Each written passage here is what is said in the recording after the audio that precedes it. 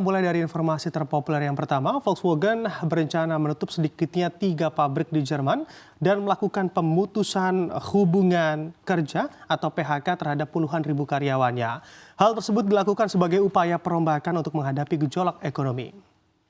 Pabrikan mobil terbesar di Eropa itu disebut telah bernegosiasi selama berminggu-minggu dengan serikat pekerja mengenai rencana untuk merombak bisnis dan menurunkan biaya termasuk mempertimbangkan penutupan pabrik di Jerman untuk pertama kalinya. Saat ini Volkswagen tengah menghadapi tekanan yang berat untuk memangkas biaya dan tetap kompetitif di tengah penurunan permintaan di China dan juga Eropa. Ditambah lagi produsen mobil Eropa juga menghadapi persaingan ketat dari produsen mobil China yang memasuki Eropa. Rencana restrukturisasi ini muncul di tengah negosiasi panjang antara VW dan serikat pekerja untuk mengurangi biaya operasional.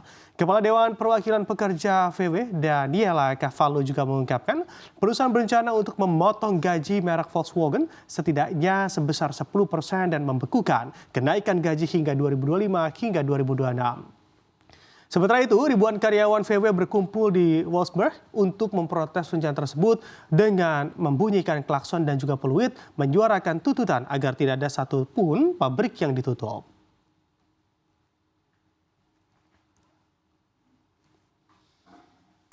Dan kita ke informasi selanjutnya, di mana kabar dari penerbangan Singapore Airlines menuju Tokyo terpaksa mendarat di Taipei, Taiwan pada Senin 28 Oktober karena pesawat mengalami retak pada kaca depan di tengah penerbangan. Mengutip Channel News Asia, penerbangan tersebut membawa 249 penumpang dan 17 awak pesawat. Pesawat berjenis Boeing 777-300 ER itu juga lepas landas dari Bandara Changi pada pukul 23:07 pada hari Minggu dan dijadwalkan mendarat di Bandara Haneda pada pukul 6:20 hari Senin. Namun kaca depan yang retak membuat pesawat tersebut harus dialihkan ke Bandara Internasional Choyuan pada sekitar pukul 4 pagi. Penerbangan itu telah diberi nomor ulang dan akan berangkat dari Taipei menuju Tokyo pada pukul 20:30 waktu setempat dan dijadwalkan tiba di Bandara Haneda pada pukul 00:30 pada hari Selasa atau tertunda sekitar 18 jam.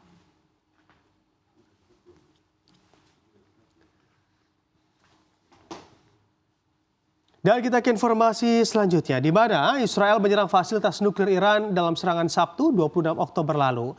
Hal ini terungkap dari sebuah citra satelit yang dianalisa mantan inspektur senjata PBB David Albright dan analis riset di CNA Decker Evelet dalam laporan Senin 28 Oktober.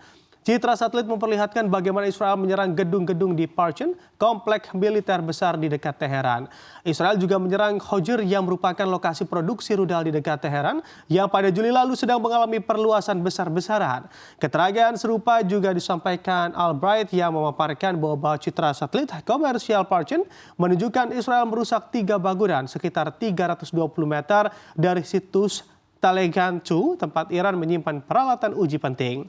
Lokasi itu diketahui juga menjadi tempat dari 2 bangunan yang merupakan lokasi pencampuran bahan bakar padat untuk rudal balistik. Israel mengatakan 3 gelombang jet Israel menyerang pabrik-pabrik rudal dan lokasi-lokasi lain di dekat Teheran dan juga Iran Barat pada Sabtu pagi. Ini merupakan balasan atas serangan Teheran pada 1 Oktober yang menembakkan lebih dari 200 rudal terhadap Israel. Militer Iran mengatakan pesawat tempur Israel menggunakan huludak yang sangat ringan untuk menyerang sistem radar perbatasan, antara lain di Provinsi Ilang, Khuzestan, dan sekitar Teheran.